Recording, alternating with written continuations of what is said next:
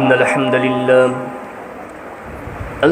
لله نحمده ونستعينه ونستغفره ونؤمن به ونتوكل عليه ونعوذ بالله من شرور أنفسنا ومن سيئات أعمالنا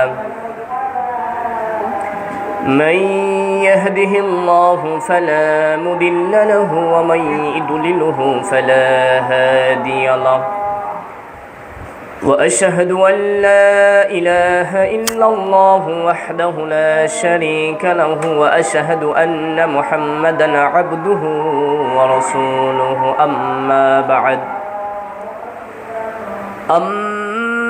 بعد فإن خير الحديث كتاب الله وخير الهدي وهدي محمد صلى الله عليه وسلم وشر الأمور محدثاتها وكل محدثات بدعة وكل بدعة ضلالة وكل ضلالة في النار الذي أرسله بالحق بشيرا ونذيرا وداعيا إلى الله بإذنه وسراجا منيرا أما بعد فأعوذ بالله من الشيطان الرجيم بسم الله الرحمن الرحيم يا أيها الناس اتقوا ربكم الذي خلقكم من نفس واحدة وخلق منها زوجها وبث منهما رجالا كثيرا ونساء واتقوا الله الذي تساءلون به والأرحام إن الله كان عليكم رقيبا بسم الله الرحمن الرحيم يا أيها الذين آمنوا اتقوا الله حق تقاته ولا تموتن إلا وأنتم مسلمون بسم الله الرحمن الرحيم يا أيها الذين آمنوا اتقوا الله وقولوا قولا سديدا يصلح لكم أعمالكم ويغفر لكم ذنوبكم ومن يطع الله ورسوله فقد فاز فوزا عظيما بسم الله الرحمن الرحيم قاف والقرآن المجيد بل عجبوا أن جاءهم منذر منهم فقال الكافرون هذا شيء عجيب أإذا متنا وكنا ترابا ذلك رجع بعيد قد علمنا ما تنقص الأرض منهم وعندنا كتاب حفيظ بسم الله الرحمن الرحيم إنما الصدقات للفقراء والمساكين আলহামদুলিল্লাহ। উপস্থিত হামজা রাদিয়াল্লাহু আনহু জামি মসজিদের সম্মানিত প্রাণপ্রিয় শ্রদ্ধেয় মুসল্লিবৃন্দ এবং পর্দার অন্তরালে অবস্থানরত সম্মানিতা দিনদার পরেশগার অবলা সরলা মা ও বোনেরা, খুতবার পূর্বেই অসংখ্য অগণিত শুকরিয়া জানাই সে মহান সত্তার নিকট, যে মহান সত্তা আমাদের 12 মাসের ভিতরে সবচেয়ে শ্রেষ্ঠ অন্যতম মাস রমজান মাসে যে আল্লাহ সুবহানাহু ওয়া তাআলা আপনাকে আমাকে উপনীত করেছেন, সেই মহামানিত্য রমজান মাসে যে আল্লাহ সুবহানাহু ওয়া তাআলার সন্তুষ্টি অর্জনের জন্য আমাদের সিয়াম সাধনা করার যে আল্লাহ সুবহানাহু ওয়া তাআলা তৌফিক দান করেছেন, যে মহান আল্লাহ সুবহানাহু ওয়া তাআলা রমজানের একটি জুম্মা অতিক্রম করে দ্বিতীয় জুম্মায় পদার্পণ করা যে আল্লাহ সুবহানাহু ওয়া তাআলা তৌফিক দান করছেন, সেই সর্বশক্তিমান স্রষ্টার প্রতি আমরা সকলেই অন্তরের অন্তরস্থল থেকে অসংখ্য গণিত শুকরিয়া জানাই। সকলেই বলি আলহামদুলিল্লাহ। অতঃপর দরুদ সালাম শান্তির ধারা বর্ষিত হতে থাকুক সেই নবীর প্রতি, যে নবীর আদর্শকে বাস্তবায়ন করাই আমাদের এই সামান্যতম ক্ষুদ্র প্রচেষ্টা, সেই মহামানব মুহাম্মদ রাসূলুল্লাহ সাল্লাল্লাহু আলাইহি ওয়াসাল্লাম। সম্মানিত মসজিদের মুসলিমবৃন্দ, আজকের এই সংক্ষিপ্ত জুম্মার খুতবার আমার সংক্ষিপ্ত আলোচনার বিষয় নির্ধারণ করেছি জাকাতের শরঈ বিধিবিধান। জাকাত কি, জাকাতের আবিধানিক পারিভাষিক অর্থ কি, জাকাতের গুরুত্ব তাৎপর্য, কারা জাকাত প্রদান করবে, কাদেরকে জাকাত প্রদান করা হবে, এ বিষয়ে পবিত্র কোরআন এবং সহিহ হাদিসের আলোকে সমাজ কল্যাণমূলক আলোচনা রাখার চেষ্টা করবে ইনশাআল্লাহ। সম্মানিত উপস্থিতি, জাকাত শব্দের আবিধানিক অর্থ হচ্ছে আত-তুহুরা। জাকাত শব্দের আবিধানিক যে অর্থ আত-তুহুরা অর্থাৎ পবিত্র হওয়া। মুহাদ্দিস কিরামগণ আল-মুজামুল ওয়াসিত গ্রন্থে যেগুলো এসেছে জাকাত শব্দের আবিধানিক অর্থে, ওয়ান-নিমা ক্রমবৃদ্ধি,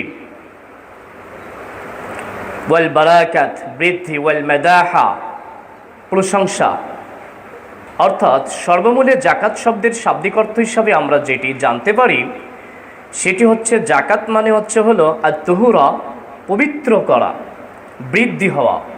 কি বৃদ্ধি হওয়া, কি পবিত্র হওয়া? আপনার আমার যে সম্পদ রয়েছে এই সম্পদ পবিত্র হওয়া, আপনার আমার যে সম্পদ রয়েছে এই সম্পদ বৃদ্ধি পাওয়া, এটার নাম হচ্ছে জাকাত। আমরা জানছিলাম জাকাত শব্দের শাব্দিক অর্থ বৃদ্ধি পাওয়া, পবিত্র হওয়া। এবার আমরা জানার চেষ্টা করব পারিভাষিক অর্থে জাকাত কারে বলা হয়। ইসলামী শরিয়ত কর্তৃক নির্ধারিত নিসাব পরিমাণ মালের নির্দিষ্ট অংশ নির্দিষ্ট খাতে ব্যয় করার নাম হলো জাকাত। সম্মানিত উপস্থিতি, ইসলামী শরিয়তের পরিভাষায় যেভাবে আল্লাহ সুবহানাহু ওয়া তাআলা আমাদের প্রিয় নবী মুহাম্মদ সাল্লাল্লাহু আলাইহি সাল্লামের কাছে যেভাবে বিধিবিধান জানিয়ে দিয়েছেন, সেই বিধিবিধান অনুযায়ী শরিয়ত কর্তৃক নির্ধারিতভাবে নিসাব পরিমাণ মালের চন্দ্র বছরের 1 বছর পূর্ণ অতিবাহিত হলে নির্দিষ্ট অংশ নির্দিষ্ট খাতে ব্যয় করার নাম হলো জাকাত, যেটি কোরআন ও হাদিসের অনেক স্থানে জাকাতকে সাদকা নামে অভিহিত করা হয়েছে। কোরআন মাজিদে মহান আল্লাহ সুবহানাহু ওয়া তাআলা 8টি মাক্কি সূরা ও 22টি মাদানী সূরার 30টি আয়াতে জাকাত শব্দটি আল্লাহ সুবহানাহু ওয়া তাআলা উল্লেখ করেছেন।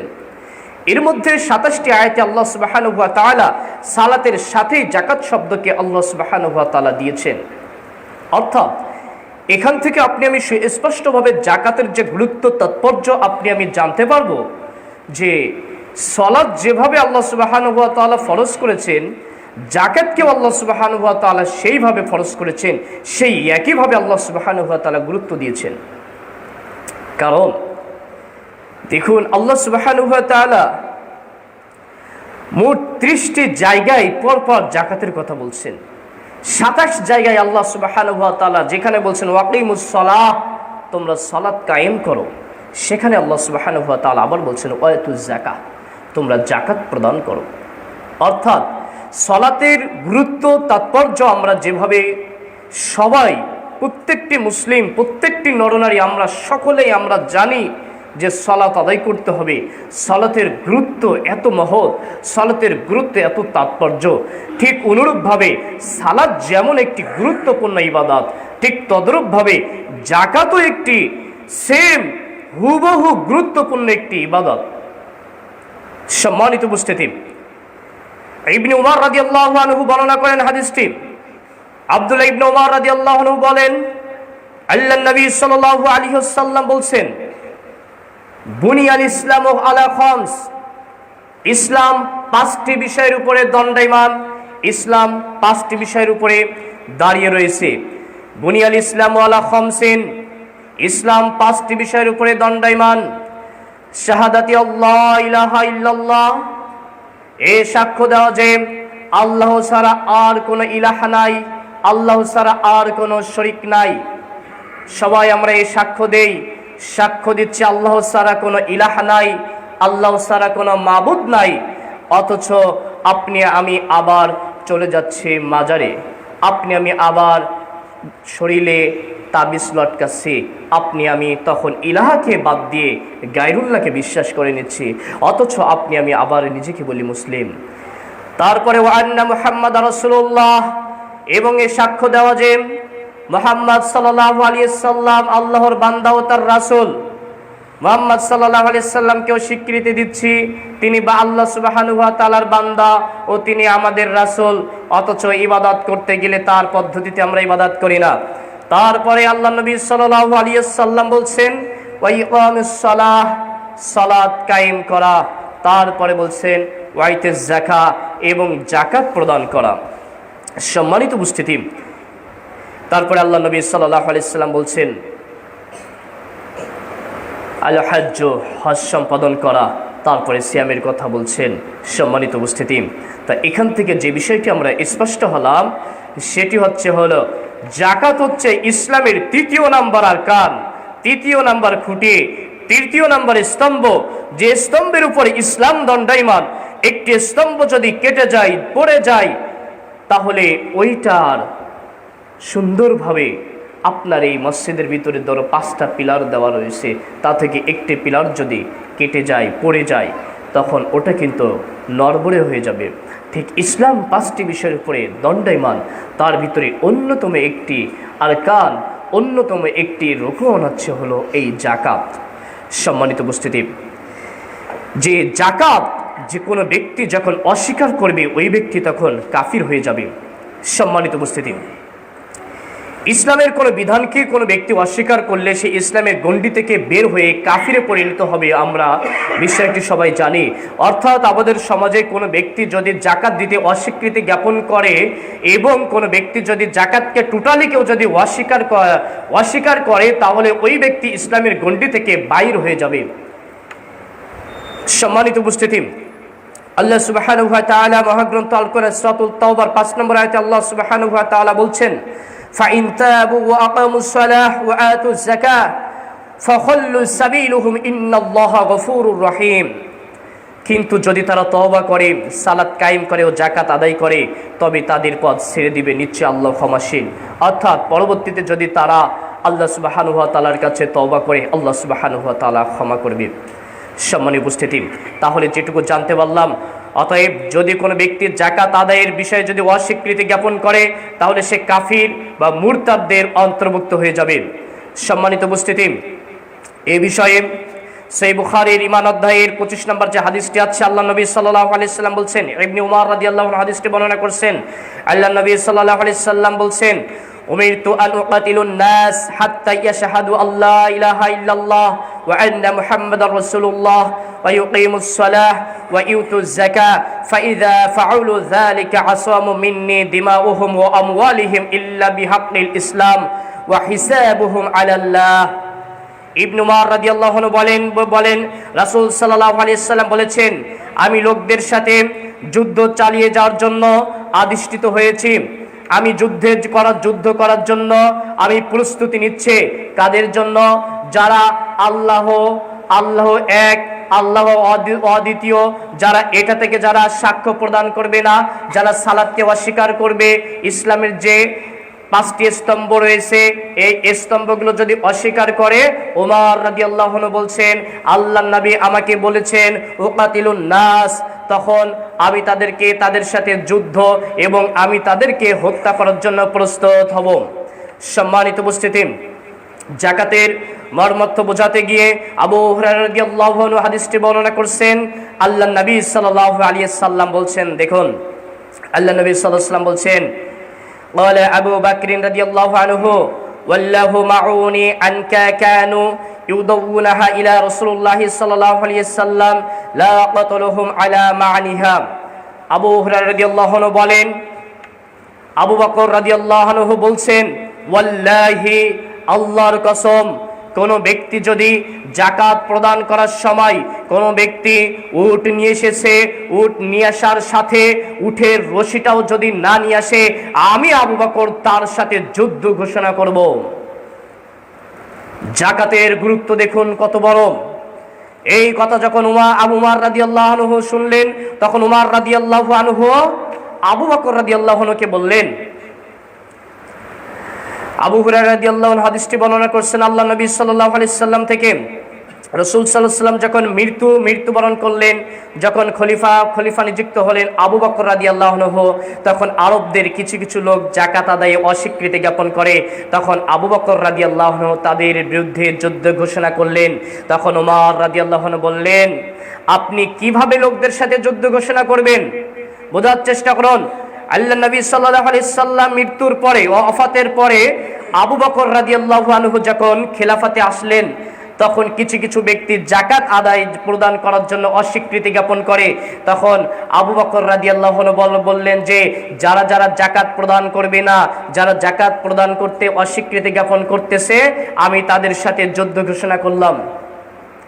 এটা শোনার পরে ইসলামের দ্বিতীয় খলিফা, ওয়াদ্দ জাহানের খলিফা, সেই উমর রাদিয়াল্লাহু আনহু বলছেন যে, হে আবু বকর, আল্লাহর নবী সাল্লাল্লাহু আলাইহি সাল্লাম তো আমাকে এই নির্দেশ দিয়েছিল, যদি হলো কেউ এই কথা বলে যে আল্লাহ ছাড়া অন্য কোনো ইলাহা রয়েছে, আল্লাহকে যদি অস্বীকার করে, তাহলে তো তার সাথে যুদ্ধ করার ঘোষণা করতে বলেছে। কিন্তু এই ব্যক্তি তো সালাত আদায় করতেছে, এই ব্যক্তি তো সিয়াম পালন করতেছে, এই ব্যক্তি তো জাকাত প্রদান করতেছে না, তাহলে অন্যান্যগুলো করতেছে, তাহলে এটার সাথে কি আমি যুদ্ধ ঘোষণা করব? তখন আবু বকর রাদিয়াল্লাহু আনহু তখন ওমর রাদিয়াল্লাহু আনহুকে বললেন যে, আল্লাহর শপথ, আমি ওই ব্যক্তির সাথে যুদ্ধ ঘোষণা করব। আল্লাহ নবী সাল্লাল্লাহু আলাইহি সাল্লাম আমাকে কথা বলেছেন। সম্মানিত উপস্থিতি, তারপরে উমর রাদিয়াল্লাহু আনহুকে আবু বকর বললেন, হে উমর, তুমি এখন এত নরম মানুষ কিভাবে হলে? তুমি যে রাস্তা দিয়ে হাঁটতে, ওই রাস্তা দিয়ে শয়তান হাঁটতো না, তুমি এমন কাপুরুষ কিভাবে হলে? এইভাবে উমর রাদিয়াল্লাহু আনহুকে আবু বকর রাদিয়াল্লাহু আনহু বলছেন। হাদিসটি আপনি পেয়ে যাবেন সহিহ বুখারীর 1400 নম্বর হাদিসের মধ্যে পেয়ে যাবেন। এভাবে উমর রাদিয়াল্লাহু আনহুকে আবু বকর রাদিয়াল্লাহু আনহু বললেন যে, তুমি এভাবে নরম স্বভাবের মানুষ কিভাবে হলে যে আল্লাহর নবী এ কথা বলেছেন আর আমি তাদের সাথে যুদ্ধ ঘোষণা করব না? এমনকি তারা যদি একটি উট নিয়ে এসেছে, একটি পশু নিয়ে এসেছে, ওই পশুর দড়িটুকু যদি না নিয়ে আসে, রশিটুকু না নিয়ে আসে, জাকাত নিয়ে এসেছে, ওসর নিয়ে এসেছে, বস্তা যদি না নিয়ে আসে, তার সাথে আমি যুদ্ধ ঘোষণা করব। সম্মানিত উপস্থিতি, যেটা বোঝাতে চাচ্ছিলাম, জাকাতের গুরুত্ব, জাকাতের তাৎপর্য কত বড়। সম্মানিত উপস্থিতি, জাকাতের গুরুত্ব, জাকাত হচ্ছে ইসলামী সকল অর্থনীতির প্রধান উৎস হলো এই জাকাত। সম্মানিত উপস্থিতি, কারণ আজকে জাকাত না দেওয়ার ফলে আজকে ধনীরা তাদের সম্পদগুলোকে আরও এভাবে বৃদ্ধি করে এবং গরিবের সম্পদগুলোকে নষ্ট করতেছে। এবং মানুষ এটা বুঝে না, জাকাত মানে হচ্ছে বৃদ্ধি করা, জাকাত মানে হচ্ছে বৃদ্ধি পাওয়া। এই জাকাত হলো তার গরিবের হক। জাকাত হচ্ছে জাকাতের যে উদ্ধৃত অংশ যেটা রয়েছে, এটা আপনার আমার ওই মালিকের আর থাকে না, ওইটা হয়ে যায় তখন সেই ফকির মিসকিনের হক হয়ে যায়। সম্মানিত উপস্থিতি, দেখুন, আপনার আমার জাকাতটা সহজে বোঝার জন্য একটুখানি খেয়াল করার চেষ্টা করুন। এক বস্তা বাজার থেকে আমি ধরো পেঁয়াজ ক্রয় করেছি। আপনার আমার এক বস্তা পেঁয়াজের ভিতরে যখন 200 গ্রাম বা 2 কেজি পেঁয়াজ যখন পচন ধরবে, পচে যাবে, তখন ওই বাকি পেঁয়াজগুলো আস্তে আস্তে কিন্তু পচে যায়। ঠিক অনুরূপভাবে এই জাকাত হচ্ছে আপনার আমার সম্পদের অবশিষ্ট ময়লা। এই ময়লাকে আপনাকে আমাকে হিসাব করে বাহির করে দিতে হবে, আর তা যদি না হয় আপনার আমার সম্পদ এভাবে নষ্ট হয়ে যাবে। যেভাবে 2 কেজি নষ্ট পচা পেঁয়াজ থাকার কারণে বাকি বস্তার পেঁয়াজ যেভাবে নষ্ট হয়েছে, 2 কেজি নষ্ট আলু থাকার কারণে বাকি আলুগুলো যেভাবে নষ্ট হয়, আপনার আমার সম্পদের ভিতরে জাকাতের যে অংশ ফকির মিসকিনের জন্য রয়েছে, সেটা যদি বাহির না করে দেয়, আপনার আমার সম্পদগুলো ওইভাবে ধ্বংস হতে থাকবে। সম্মানিত উপস্থিতি, এরপরে দেখুন আল্লাহ নবী সাল্লাল্লাহু আলাইহি সাল্লাম জাকাতের ফজিলতের বিষয়ে আল্লাহ নবী সাল্লাল্লাহু আলাইহি সাল্লামকে মহান আল্লাহ সুবহানাহু ওয়া তাআলা মহাগ্রন্থ আল কোরআনের 9 নম্বর সূরা সূরাতুল তাওবার 103 নম্বর আয়াতে বলছেন, খুযু মিন আমওয়ালিহিম সাদাকাতু তুতাহহিরুহুম ওয়া তুযাক্কিহিম বিহা। জাকাতের ভিতরে উহাদের সম্পদ রয়েছে, আর উহাদের সম্পদ তোমরা সাদকা করে দাও, আর এর দ্বারা তুমি তাদেরকে পবিত্র করবে এবং পরিশোধিত করতে পারবে। সম্মানিত উপস্থিতি, এরপরে আল্লাহ নবী সাল্লাল্লাহু আলাইহি সাল্লাম বলছেন যে, জাবির রাদিয়াল্লাহু আনহু হাদিসটি বর্ণনা করছেন, আল্লাহ নবী সাল্লাল্লাহু আলাইহি সাল্লাম বলছেন যে, হে আল্লাহ রাসূল, যদি কেউ তার সম্পদের জাকাত আদায় করে তাহলে কি হবে? আল্লাহ রাসূল সাল্লাল্লাহু আলাইহি সাল্লাম বলছেন, কোনো ব্যক্তি যদি তাদের সম্পদের জাকাত আদায় করে তাহলে তার সকল সম্পদ অকল্যাণ ও অমঙ্গল হতে দূরে থাকবে। সুবহানাল্লাহ। সম্মানিত উপস্থিতি, তাবারানী হাদিস নাম্বার 743। তাহলে জাকাত আদায়ের দেখুন যে কথাটি বললাম, জাকাত আদায় করলে আপনার আমার সম্পদ পবিত্র হবে, আর জাকাত যদি আপনি আমি প্রদান না করে সম্পদগুলো নষ্ট হবে। তার প্রমাণে আল্লাহ নবী সাল্লাল্লাহু আলাইহি সাল্লাম বলছেন, কোনো ব্যক্তি যদি তার জাকাত আদায় করে তাহলে তার সম্পদ আল্লাহ সুবহানাহু ওয়া তাআলা কল্যাণে রাখবেন, মঙ্গলে রাখবেন, এবং কোনো ব্যক্তি যদি জাকাত প্রদান না করে তার সম্পদ অকল্যাণের ভিতরে থেকে যাবে। সম্মানিত উপস্থিতি, একদা আল্লাহ নবী সাল্লাল্লাহু আলাইহি সাল্লামের কাছে এক সাহাবী এসে আসছেন। সাহাবী এসে যখন বেদুইন সাহাবী জিজ্ঞাসা করছেন, আল্লাহ নবী, যারা স্বর্ণ ও রৌপ্য পুঞ্জীবিত করে আল্লাহর পথে ব্যয় করে না তাদের বিষয়ে আপনি কি বলবেন? আল্লাহ নবী সাল্লাল্লাহু আলাইহি সাল্লাম বলছেন যে, যারা স্বর্ণ রৌপ্য পুঞ্জীবিত করে রাখে তাদের জন্য ধ্বংস। সম্মানিত উপস্থিতি, এখান থেকে আমরা জানতে পারলাম যারা সঠিকভাবে তাদের যে জাকাত রয়েছে, নির্দিষ্ট জাকাত যখন প্রদান না করবে, আল্লাহ নবী বলছেন তাদের জন্য ধ্বংস রয়েছে। সম্মানিত উপস্থিতি, দেখুন, জাকাত আদায় করলে আল্লাহ সুবহানাহু ওয়া তাআলা সম্পদকে বৃদ্ধি করে দেয়। বাহ্যিক দৃষ্টিতে আপনি আমি জাকাত আদায়ের মাধ্যমে মনে হয় আপনার আমার সম্পদ কমে যায়, সম্পদ কমে যাচ্ছে, কিন্তু প্রকৃতপক্ষে জাকাত আদায় করলে আপনার আমার সম্পদ কমে না, বরং সম্পদ বেড়ে যায়। সম্মানিত উপস্থিতি, দেখুন আল্লাহ সুবহানাহু ওয়া তাআলা বলছেন, জাকাত প্রদান করলে তোমাদের সম্পদকে বৃদ্ধি করে দেওয়া হয়, তোমাদের সম্পদ বাড়ে। আর আপনি আমি ভেবে থাকি যে জাকাত প্রদান করলে আপনার আমার সম্পদ কমে। এ বিষয়ে মহান আল্লাহ সুবহানাহু ওয়া তাআলা 2 নম্বর সূরাতুল বাকারা 276 নম্বর আয়াতে আল্লাহ সুবহানাহু ওয়া তাআলা বলছেন, ইয়ামহাকুল্লাহু রিবা ওয়া ইরবিউস সাদাকাত ওয়াল্লাহু লা ইউহিব্বু কুল্লা কাফফারিন আসীম। আল্লাহ সুবহানাহু ওয়া তাআলা বলছেন, আল্লাহ সুদকে ধ্বংস করেন এবং দানকে বৃদ্ধি করেন, আল্লাহ কোনো অকৃতজ্ঞ পাপীকে ভালোবাসেন না। সম্মানিত উপস্থিতি, এতে তাফসীর ইবনে কাসির রাহিমাহুল্লাহ যে কথা বলছেন সেটা হলো আল্লাহ সুবহানাহু ওয়া তাআলা আপনাকে আমাকে যে সম্পদ দিয়েছেন, এই সম্পদ যখন আপনি আমি আল্লাহর রাস্তায় ব্যয় করব, তখন আল্লাহ সুবহানাহু ওয়া তাআলা এই সম্পদকে আল্লাহ সুবহানাহু ওয়া তাআলা বৃদ্ধি করে দিবেন। এবং আপনি আমি যদি অকৃতজ্ঞ ব্যক্তি হই, আল্লাহ সুবহানাহু ওয়া তাআলা এই সম্পদ আপনাকে আমাকে দিয়েছেন, এই সম্পদ থেকে যদি আপনি আমি ব্যয় না করি, তাহলে আল্লাহ সুবহানাহু ওয়া তাআলা আপনাকে আমাকে ভালোবাসবেন না। সম্মানিত উপস্থিতি, এরপরে দেখুন, এই জাকাত হচ্ছে ইমানের সত্যায়নকারী। আপনার আমার যে ইমান রয়েছে, এই ইমানের সত্যায়নকারী হলো জাকাত। দেখুন আল্লাহ সুবহানাহু ওয়া তাআলা মহাগ্রন্থ আল কোরআনের 8 নম্বর সূরা সূরাতুল আনফালের 3-4 নম্বর আয়াতে বলছেন, আল্লাযীনা ইউকিমুনাস সালাতা ওয়া মিম্মা রাযাকনাহুম ইউনফিকুন উলাইকা হুমুল মুমিনুন। আল্লাহ সুবহানাহু ওয়া তাআলা বলছেন, আল্লাযীনা, যারা ইউকিমুনাস সালাহ, যারা সালাত কায়েম করে, ওয়া মিম্মা রাযাকনাহুম ইউনফিকুন, এবং আমি তাদের যে রিজিক দিয়েছি, জীবিকা দিয়েছি, তা থেকে যারা জাকাত দেয়, যারা ব্যয় করে, জাকাতের জন্য ব্যয় করে, উলাইকা হুমুল মুমিনুন, এবং তারাই হচ্ছে প্রকৃত মুমিন। এরপরে আল্লাহ সুবহানাহু ওয়া তাআলা বলছেন, হাক্কা লাহুম দারাজাতুন ইনদা রাব্বিহিম ওয়া মাগফিরাতুন ওয়া রিজকুন কারীম। আল্লাহ সুবহানাহু ওয়া তাআলা বলছেন, তাদের জন্য রয়েছে তার প্রতিপালকের নিকট মর্যাদা, ক্ষমা এবং সম্মানজনক জীবিকা। সম্মানিত উপস্থিতি, অত্র আয়াতটি একটু বোঝার চেষ্টা করুন। দেখুন আল্লাহ নবী সাল্লাল্লাহু আলাইহি সাল্লাম আল্লাহ সুবহানাহু ওয়া তাআলা সূরাতুল আনফালের 3-4 নম্বর আয়াতে বলছেন যে যারা সালাত কায়েম করে এবং যাকাত প্রদান করে, যাকাত যারা প্রদান করে আমি তাদের যে সম্পদ দিয়েছি এই সম্পদ থেকে যারা যাকাত প্রদান করে তাই হচ্ছে প্রকৃত মুমিন। তাহলে এই আয়াত থেকে আপনি আমি যেটা বুঝতে পারলাম, আপনি আমি যদি যাকাত প্রদান করি তাহলে আপনি আমি প্রকৃত মুমিনের ভিতরে অন্তর্ভুক্ত হতে পারবো ইনশাআল্লাহ। এরপরে আল্লাহ সুবহানাহু ওয়া তাআলা বলছেন যে তাদের জন্য রয়েছে আমার নিকট মর্যাদা, তাদের জন্য আমার কাছে রয়েছে মর্যাদা, তাদের জন্য আমার কাছে রয়েছে ক্ষমা, তাদের জন্য আমার কাছে রয়েছে সম্মানজনক জীবিকা। এই কথা যদি আল্লাহ বলেন যে সম্মানজনক জীবিকা রয়েছে আর আপনি আমি ভাবতেছি যাকাত প্রদানের মাধ্যমে আপনার আমার সম্পদ কমে যাবে, তাহলে আপনি আমি সঠিক আছি নাকি আল্লাহ সুবহানাহু ওয়া তাআলা সঠিক? আল্লাহ সুবহানাহু ওয়া তাআলা পৃথিবীর সৃষ্টিকর্তা, তিনি যেটা বলবেন সেটাই তো হয়ে যাবে। আপনার আমার ধারণাটাই ভুল।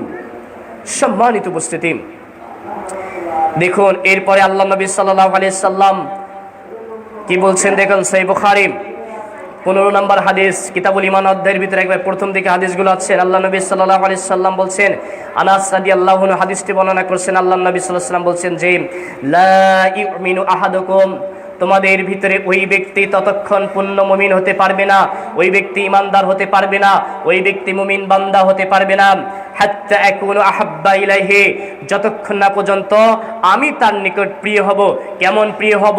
মিন ওয়ালিদিহি ওয়ালা ওয়ালাদিহি ওয়ান নাসি আজমাইন, তার সন্তান সন্তানাদি দুনিয়ার সকল মানুষ এবং তার সকল সম্পদ হতে আমি মুহাম্মদ, আমি আল্লাহ, আল্লাহ এবং মুহাম্মদ যত সময় পর্যন্ত ওই ব্যক্তির নিকট বেশি প্রিয় না হবে, ওই ব্যক্তি তত সময় পূর্ণ মুমিন হতে পারবে না। সম্মানিত উপস্থিতি, তাহলে দেখুন আপনার আমার কাছে প্রিয় বস্তু হচ্ছে আপনার আমার সম্পদ। আমাদের কাছে প্রিয় জিনিস হয়ে থাকে আপনার আমার যে ধন সম্পদ রয়েছে, আর এই ধন সম্পদ আপনার আমার কাছে সবচেয়ে বেশি প্রিয় হয়। এটা আপনি আমি সহজে দান করতে চাই না, সহজে আপনি আমি আপনার আমার যাকাতটা বাহির করতে চাই না। এজন্যই আল্লাহ সুবহানাহু ওয়া তাআলা বা আল্লাহ নবী সাল্লাল্লাহু আলাইহি সাল্লাম বলছেন যে ওই ব্যক্তি ততক্ষণ পর্যন্ত মুমিন বান্দা হতে পারবে না যতক্ষণ না পর্যন্ত আমি আল্লাহ এবং আমি রাসূল তার কাছে অধিক প্রিয় না হব। আর যদি আল্লাহ আল্লাহর রাসূল যদি অধিক প্রিয় আপনার আমার কাছে হয়ে থাকে, তাহলে তার আদেশ তার নিষেধ কি আপনার আমার জন্য মানা কি জরুরি নয়? অবশ্যই। তাহলে আপনার আমার নির্দিষ্ট যে যাকাতের যে অংশ রয়েছে সে অংশগুলো বাহির করে দিতে হবে আল্লাহর সন্তুষ্টির জন্য। সম্মানিত উপস্থিতি, এরপরে দেখুন যাকাত হচ্ছে হলো পূর্ণাঙ্গ ইসলাম মানার অন্যতম একটি মাধ্যম। কিভাবে অন্যতম একটি মাধ্যম হয়?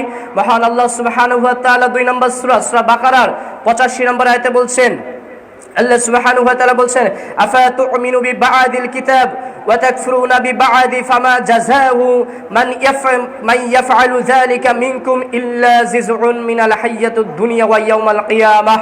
আল্লাহ সুবহানাহু ওয়া তাআলা বলছেন যে তোমরা কি কিতাবের কিছু অংশে ঈমান রাখো আর কিছু অংশকে তোমরা ঈমান থেকে বিরত থাকো। সুতরাং তোমাদের জন্য দুনিয়াবী জীবনে লাঞ্ছনা ব্যতীত আর কি প্রতিদান হতে পারে? যারা তোমরা তোমাদের আমি আল্লাহ যে তোমাদের রিজিক দিয়েছি তা থেকে তোমরা যারা ব্যয় করো না, তারা পূর্ণাঙ্গভাবে ঈমান আনয়ন করতে পারো না। সম্মানিত উপস্থিতি, তাহলে আপনি আমি যদি পূর্ণাঙ্গ ঈমান আনতে চাই, ঈমান ইসলাম যদি পরিপূর্ণ করতে চাই, আপনাকে আমাকে ইসলামের ভিতরে পরিপূর্ণভাবে দাখিল হতে হবে। এজন্যই তো আল্লাহ সুবহানাহু ওয়া তাআলা তার প্রিয় বান্দাদেরকে ডেকে বলছেন, ইয়া আইয়ুহাল্লাযীনা আমানু, হে ঈমানদারগণ, হে আমার ঈমানদার বান্দারা, উদখুলু, তোমরা প্রবেশ করো, ফিস-সিলমি কাফা, ইসলামের ভিতরে তোমরা পরিপূর্ণভাবে প্রবেশ করো। কিছু মানবে আর কিছু মানবে না এমনটা হতে পারে না, এটা কোনো ঈমানদারের বৈশিষ্ট্য হতে পারে না। আপনি আমি সালাত পড়তেছি, আপনি আমি সিয়াম পালন করতেছি, আপনি আমি হজ পালন করতেছি, অথচ সব কিছু করতেছি কিন্তু জাকাতের বেলায় গিয়ে জাকাতটা প্রদান করতেছি না, এইখানে আপনার আমার কার্পণ্যতা চলে আসতেছে। তাহলে আপনার আমার ইসলাম পরিপূর্ণভাবে মানা হলো না। সম্মানিত উপস্থিতি, এরপরে এই যাকাত আদায় যখন আপনি আমি করব, তখন আল্লাহ সুবহানাহু ওয়া তাআলা আপনাকে আমাকে যে পুরস্কৃত করার ঘোষণা দিয়েছেন। আল্লাহ সুবহানাহু ওয়া তাআলা 4 নম্বর সূরা সূরাতুন নিসার 162 নম্বর আয়াতে আল্লাহ সুবহানাহু ওয়া তাআলা বলছেন, ওয়াল মুকিমুনাস সালাতা والمعطون الزكاة والمؤمنون بالله يوم الآخرة أولئك সানুহুম আজরান আজিমা। আল্লাহ সুবহানাহু ওয়া তাআলা বলছেন, যারা সালাত প্রতিষ্ঠা করে এবং যাকাত প্রদান করে আমি আল্লাহ সুবহানাহু ওয়া তাআলা তাদেরকে পুরস্কৃত করব। সুবহানাল্লাহ। সম্মানিত উপস্থিতি, এরপরে দেখুন, যে ব্যক্তি যাকাত প্রদান করবে ওই ব্যক্তির জান্নাতে আল্লাহ সুবহানাহু ওয়া তাআলা তার জন্য অনেক সুন্দর একটি ঘর নির্মাণ করে রেখেছেন। মুসনাদে আহমদ হাদিস নাম্বার 1351, আল্লাহ নবী সাল্লাল্লাহু আলাইহি ওয়াসাল্লাম বলছেন যে জান্নাতের ভিতরে এমন একটি ঘর রয়েছে যে ঘরের বাহির থেকে ভিতর দেখা যায়, ভিতর থেকে বাহির দেখা যায়, এত টকটকে এত ঝকঝকে একটি এমন ঘর রয়েছে। সেই ঘরের ভিতরে 3 শ্রেণীর ব্যক্তি হলো ওই ঘরের ভিতরে যাবে। তার ভিতরে এক নম্বর ব্যক্তি হলো যারা আল্লাহর জীবিকা হতে ব্যয় করে, যারা হলো দান করে, যারা সাদকা করে। সম্মানিত উপস্থিতি, জান্নাতের ভিতরে অত্যন্ত সম্মানজনক দামি একটি ঘর রয়েছে। সাহাবীগণ জিজ্ঞাসা করছেন, আল্লাহর নবী, এই সম্মানজনক এই দামি ঘরে, এই দামি জান্নাতে কে প্রবেশ করবে? আল্লাহর নবী সাল্লাল্লাহু আলাইহি ওয়াসাল্লাম বলছেন, লিমান আত'আমাত তা'আম, যারা ক্ষুধার্তকে খাদ্য খাওয়ায়। সম্মানিত উপস্থিতি, এই ক্ষুধার্তকে খাদ্য খাওয়ায়, এখানে মুহাদ্দিস কিরাম যে ব্যাখ্যা করেছেন সেটা হচ্ছে এখানে সাদকা বুঝিয়েছেন, যেখানে যাকাত বুঝিয়েছেন। সম্মানিত উপস্থিতি, জান্নাতের একটি দামি ঘরে যাবে তারা যারা দুনিয়াতে দান সাদকা করে, যারা যাকাত প্রদান করে। এরপরে আল্লাহ নবী সাল্লাল্লাহু আলাইহি ওয়াসাল্লাম বলছেন, ওয়া তাবউ সিয়াম, এরপরে তারা সিয়াম পালন করে। এরপরে আল্লাহ নবী সাল্লাল্লাহু আলাইহি ওয়াসাল্লাম বলছেন, ওয়া সাল্লা বিল লাইলি ওয়ান নাসি নিয়াম, যখন মানুষ ঘুমিয়ে যায় তখন তারা যখন আল্লাহর সন্তুষ্টির জন্য সালাত আদায় করে, এই দামি ঘরে এই 3 শ্রেণীর ব্যক্তি যাবে। সম্মানিত উপস্থিতি, এই যাকাত প্রদান করলে আপনি আমি যে আরো যে দুনিয়াবি যে সকল আপনি ফজিলাত পাবো, আপনি আমি তার ভিতরে অন্যতম একটি ফজিলাত হচ্ছে সেটা দেখুন, আপনার আমার অন্তরে একটি প্রশান্তি লাভ করবে। কারণ দেখুন, আপনার আমার পাশে প্রতিবেশী যে অভাবে, যার বাড়িতে খাদ্য নাই, যে ব্যক্তি অনেক গরিব মিসকিন যে ব্যক্তি রয়েছে, ওই ব্যক্তির আপনি আমি যখন হলো তার একটি অভাব পূরণ করতে পারবো, তখন দেখবেন হৃদয়ে একটি প্রশান্তি আপনার আমার চলে আসবে। সম্মানিত উপস্থিতি, এরপরে যাকাত আপনি আমি যখন আদায় করব তখন আপনার আমার মুসলিমদের ভিতরে একটি একতা তৈরি হবে। সম্মানিত উপস্থিতি, কিভাবে একতা তৈরি হবে? যখন আপনি এক ফকির মিসকিনকে যাকাত প্রদান করতেছেন, অন্য এক ভাইকে যখন আপনি তাকে অনুগ্রহ করতেছেন, তখন ওই ব্যক্তি কিন্তু আপনার প্রতি কৃতজ্ঞতা থাকবে। তখন পরস্পর একে অপরে মুসলমান যে ভাই ভাই, এটা পর্যায়ক্রমে আস্তে আস্তে মানুষের প্রতি ভালোবাসা সম্প্রীতি বৃদ্ধি পাবে। সম্মানিত উপস্থিতি, আল্লাহ নবী সাল্লাল্লাহু আলাইহি ওয়াসাল্লাম বলছেন, যে কেউ তার ভাইয়ের অভাব যদি পূরণ করে, আল্লাহ সুবহানাহু ওয়া তাআলা কিয়ামতের দিন আল্লাহ সুবহানাহু ওয়া তাআলা ওই ব্যক্তির অভাবকে, আল্লাহ সুবহানাহু ওয়া তাআলা ওই ব্যক্তির বিপদ থেকে আল্লাহ সুবহানাহু ওয়া তাআলা মুক্তি করে দেবেন। সুবহানাল্লাহ। আজকে আপনি আমি যদি কোনো ভাইকে যদি অভাব থেকে মুক্ত করি, বিপদ থেকে মুক্ত করি, কিয়ামতের দিন সে কঠিন মুসিবতের দিন আল্লাহ সুবহানাহু ওয়া তাআলা আপনাকে আমাকেও সে বিপদ থেকে মুক্ত করবেন। সম্মানিত উপস্থিতি, এই জন্য আপনাকে আমাকে যাকাতের বিষয়ে যে আল্লাহ সুবহানাহু ওয়া তাআলা এমন বহু ফজিলাত দিয়েছেন, যাকাতের অন্যতম একটি যে ফজিলাত, আপনি আমি যদি এরপরে এই যাকাত থেকে যদি আপনি আমি যদি যাকাত প্রদান না করি, তাহলে আপনার আমার ভিতরে দেখা যাচ্ছে আল্লাহ সুবহানাহু ওয়া তাআলা গজব নামিয়ে দিবেন। আল্লাহ নবী সাল্লাল্লাহু আলাইহি ওয়াসাল্লাম বলছেন যে যখন কোনো জাতির যখন যাকাত তাদের সম্পদ থেকে যখন যাকাত আদায় করে না, যাকাত প্রদান করে না, তখন তাদের উপরে আল্লাহ সুবহানাহু ওয়া তাআলা বৃষ্টি বর্ষণ করা বন্ধ করে দেন। সম্মানিত উপস্থিতি, তাহলে আপনার বৃষ্টি কেন দেন? এরপরে আল্লাহ নবী সাল্লাল্লাহু আলাইহি ওয়াসাল্লাম বলছেন, চতুষ্পদে জন্তুদের কারণে, চতুষ্পদ জন্তু যদি না থাকতো তাহলে আল্লাহ সুবহানাহু ওয়া তাআলা এই বৃষ্টি দিতেন না। সম্মানিত উপস্থিতি, তাহলে আপনি আমি যেটা জানতে পারলাম, এই যে জাকাত আপনি আমি যখন প্রদান করব না, তখন আল্লাহ সুবহানাহু ওয়া তাআলা দুনিয়াতে আপনার আমার উপরে রহমতের বৃষ্টি দিবেন না। আর যেটা দিয়ে থাকেন সেটা হচ্ছে এই সকল জীবজন্তু পশু পাখি যারা রয়েছে এদের কারণে আল্লাহ সুবহানাহু ওয়া তাআলা দিয়ে থাকেন। সম্মানিত উপস্থিতি, মুআয ইবনে জাবাল রাদিয়াল্লাহু আনহুকে আল্লাহর নবী সাল্লাল্লাহু আলাইহি সাল্লাম যখন ইয়ামেনে পাঠালেন দাওয়াত দেওয়ার জন্য, তখন মুআয ইবনে জাবালকে আল্লাহর নবী সাল্লাল্লাহু আলাইহি সাল্লাম বললেন, হে মুআয, তুমি যখন তাদের কাছে নতুন দাওয়াত নিয়ে যাচ্ছ, তখন তুমি সর্বপ্রথমে দাওয়াত দিবা হচ্ছে হলো আশহাদু আল্লা ইলাহা, আল্লাহ ছাড়া কোনো ইলাহা নাই। এই দাওয়াত যদি মেনে নেয়, তারপরে তুমি বলবা ওয়া ইকামাস সালাহ, সালাত কায়েম করবা। যখন হচ্ছে হলো সালাতকে মেনে নিবে, ওয়াতুজ যাকাত, যাকাত প্রদানের কথা বলবা। দেখুন ইসলামের ভিতরে কালেমার পরে সালাত নিয়ে আসছেন, সালাতের পরে আপনার আমার জাকাত নিয়ে আসছেন। দেখুন কত সুন্দরভাবে এই জাকাতের গুরুত্ব আল্লাহ সুবহানাহু ওয়া তাআলা আপনার আমার ভিতরে দিয়েছেন। সম্মানিত উপস্থিতি, এরপরে এই জাকাত যদি কোনো ব্যক্তির উপরে এরপরে জাকাত ত্যাগকারীর যে হুকুম, সে বিষয়ে আমরা এবার জানার চেষ্টা করবো ইনশাআল্লাহ। কেউ যদি জাকাত ওয়াজিব হওয়াকে অস্বীকার করে, তাহলে ওই ব্যক্তি মুরতাদ হয়ে যাবে। সে তওবা করে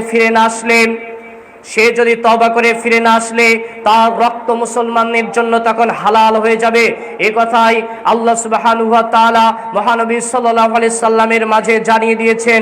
সম্মানিত উপস্থিতি, এরপরে যদি কেউ কৃপণতার কারণে যদি জাকাত প্রদান না করে, তাহলে ওই ব্যক্তি হয়ে যাবে ফাসিক, হবে কাবিরা গুনাহ করবে। সম্মানিত উপস্থিতি, আর যে ব্যক্তি এটা অস্বীকার করবে, অস্বীকৃতি জ্ঞাপন করবে, সে মুরতাদ হবে। আর কেউ বিশ্বাস করতেছে অথচ কৃপণতার কারণে দিচ্ছে না, ওই ব্যক্তি তখন ফাসিক হয়ে যাবে, পাপী হয়ে যাবে, কবিরা গুনাহ করবে। তাকে তওবা করে আল্লাহ সুবহানাহু ওয়া তাআলার কাছে ক্ষমা চাইতে হবে। সম্মানিত উপস্থিতি, জাকাত কত পরিমাণ গুরুত্বপূর্ণ একটি ইবাদত। দেখুন পূর্বে যে হাদিসটি বলছিলাম, ইবনে উমর রাদিয়াল্লাহু আনহুকে আল্লাহ আবু বকর রাদিয়াল্লাহু আনহু বলছেন যে, হে আল্লাহ, আবু বকর রাদিয়াল্লাহু আনহু এইভাবে কসম দিয়ে বলছেন যে, আবু বকর রাদিয়াল্লাহু আনহু কসম খেয়ে বলছেন, ওয়াল্লাহি, ওই আল্লাহর কসম, যে ব্যক্তি জাকাত প্রদান করতে অস্বীকৃতি জ্ঞাপন করবে, আমি তার সাথে যুদ্ধ ঘোষণা করব।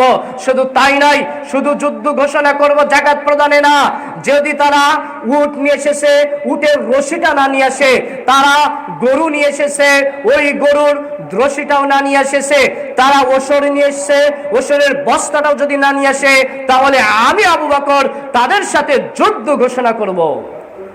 জাকাতের গুরুত্ব, জাকাতের তাৎপর্য কত উচ্ছেদ বোঝার চেষ্টা করুন। সম্মানিত উপস্থিতি, জাকাত ত্যাগকারীর যে পরিণতি দেখুন। একটার পরে যে হাদিসটা বলবো, এই হাদিসের মধ্যে সবগুলো চলে আসবে। যে হাদিসটি আপনি আমি সহিহ তারগিবের 762 নম্বর হাদিসে পেয়ে যাব, সহিহুল জামে 5807 নম্বর। এই হাদিসটি মনে রাখলে আপনার আমার জাকাতের যে শাস্তি ত্যাগকারী আর কিছু জানা লাগবে না। একেবারে ছোট্ট বাক্যের মধ্যে আল্লাহ নবী সাল্লাল্লাহু আলাইহি সাল্লাম কি বলছেন দেখুন। আনাস ইবনে মালিক রাদিয়াল্লাহু আনহু হাদিসটি বর্ণনা করছেন। আল্লাহ নবী সাল্লাল্লাহু আলাইহি সাল্লাম বলছেন যে, মানিউজ যাকাত ইয়াউমাল কিয়ামা ফিন নার। আল্লাহ নবী সাল্লাল্লাহু আলাইহি সাল্লাম বলছেন, যে ব্যক্তি জাকাত ত্যাগ করলো, ওই ব্যক্তি জাহান্নামে চলে গেল, ওই ব্যক্তির জন্য জাহান্নাম অবধারিত। তার মানে আপনি আমি সব ইবাদত করতেছি, অথচ জাকাত প্রদান করতেছি না, আপনার আমার জন্য জাহান্নাম অবধারিত হয়ে যাবে। সম্মানিত উপস্থিতি, শুধু তাই নয়, দেখুন আপনি আমি সম্পদের জাকাতের বিষয়ে জানি। আয়েশা রাদিয়াল্লাহু আনহার কাছে আল্লাহ নবী সাল্লাল্লাহু আলাইহি ওয়াসাল্লামের কাছে আয়েশা রাদিয়াল্লাহু আনহা আল্লাহ নবী সাল্লাল্লাহু আলাইহি ওয়াসাল্লামের নিকট উপস্থিত হলেন।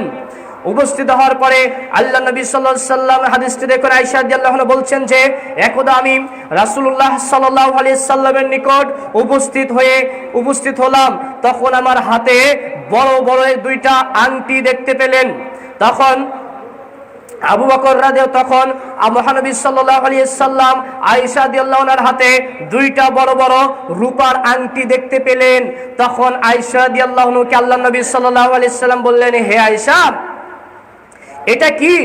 তখন আয়েশা রাদিয়াল্লাহু আনহা বললেন যে, আল্লাহর নবী, আমি আপনার জন্য আমি একটু সৌন্দর্য বর্ধন করেছি। তখন তিনি জিজ্ঞাসা করলেন, হে আয়েশা, তুমি কি এটার কি জাকাত দাও?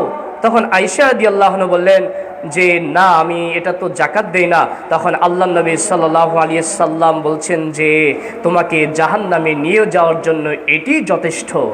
পরবর্তীতে যখন হিসাবে আসবে তখন আপনার আমার যে ব্যবহৃত স্বর্ণের জাকাত দেওয়া হবে তখন এই হাদিসটাও চলে আসবে।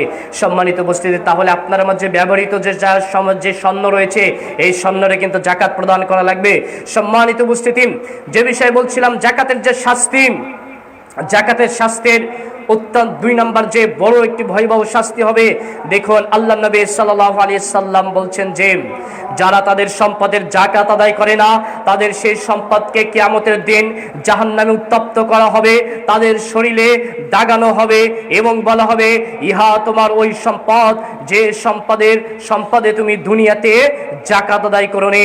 আল্লাহ সুবহানাহু ওয়া তাআলা মহাগ্রন্থ আল কোরআনের সূরাতুল তাওবার 34-35 নম্বর আয়াতে আল্লাহ সুবহানাহু ওয়া তাআলা বলছেন ওয়াল্লাযীনা ইয়াকনিজুনা আয-যাহাবা ওয়াল ফিজ্জাতা ওয়ালা ইউনফিকুনাহু ফি সাবিলিল্লাহ ফাবাশশিরহুম বিআযাবিন আলীম। আল্লাহ সুবহানাহু ওয়া তাআলা বলছেন যারা তাদের স্বর্ণ রৌপ্য তাদের সম্পদের যারা জাকাত প্রদান করবে না তাদেরকে কিয়ামতের দিন জাহান্নামের অগ্নিতে উত্তপ্ত করা হবে এবং তাদের ললাট পার্শ্বদেশে এবং পৃষ্ঠদেশে দাগ দেওয়া হবে আর বলা হবে এটাই তোমাদের সেই সম্পদ যে সম্পদ তোমরা দুনিয়াতে পুঞ্জীবিত করে রেখেছিলে। সম্মানিত উপস্থিতি, দেখুন আপনার আমার সেই সম্পদ কিয়ামতের দিন আল্লাহ সুবহানাহু ওয়া তাআলা সূরাতুল তাওবার ভিতরে স্বয়ং আল্লাহ সুবহানাহু ওয়া তাআলা জানিয়ে দিয়েছেন যে সম্পদকে আপনি আমি পুঞ্জীবিত করে রাখতেছি, যে সম্পদকে জাকাত প্রদান করতেছি না, এই সম্পদ কিয়ামতের দিন আপনার আমার সামনে হাজির হয়ে এই সম্পদকে আল্লাহ সুবহানাহু ওয়া তাআলা আগুন বানিয়ে দিবেন। আগুন বানিয়ে দিয়ে আপনার আমার এই সামনে আপনার আমার পিছনে আপনার আমার শরীরের অঙ্গ প্রত্যঙ্গে আপনার আমার এই সম্পদ আগুন দিয়ে এভাবে শরীরের প্রতি লাগানো হবে, উত্তপ্ত করা হবে আর বলা হবে এটাই তোমার সেই সম্পদ, আমি তোমার সেই সঞ্চিত সম্পদ, আমি তোমার সেই গচ্ছিত সম্পদ, এখন স্বাদ আস্বাদন করো। এখন কেমন লাগে বোঝার চেষ্টা করুন। আল্লাহ সুবহানাহু ওয়া তাআলা চাইলে তো শুধু শাস্তি দিয়ে দিতে পারতেন, যে জাহান্নামের আগুনে দিয়ে দিতেন, আল্লাহ সুবহানাহু ওয়া তাআলা তাকে এইভাবে শাস্তি দিতেন, কিন্তু আল্লাহ সুবহানাহু ওয়া তাআলা সূরাতুল তাওবার ভিতরে স্বয়ং তিনি এভাবে কেন বললেন যে এবার একটু স্বাদটা আস্বাদন করে দেখো? কেন বললেন?